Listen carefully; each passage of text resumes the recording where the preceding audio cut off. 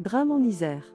5 personnes, dont 3 membres d'une même famille, ont été tuées samedi après-midi dans l'accident d'un avion de tourisme près des Adrets dans le massif de Beldonne, selon les pompiers, confirmant des informations de France 3 Grenoble et le Dauphiné Libéré.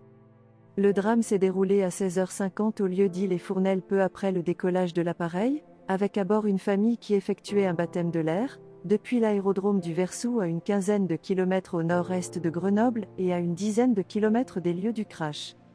Sophie Rivin, maire de la commune des Adrets qui a vu l'avion en vol, a raconté au Dauphiné Libéré que l'engin avait un problème technique.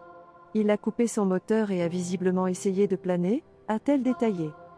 Selon le Dauphiné Libéré, les 5 personnes à bord de l'avion étaient le pilote et une de ses amies, tous deux respectivement âgés de 66 et 57 ans, a détaillé Éric Vaillant, le procureur de la République de Grenoble.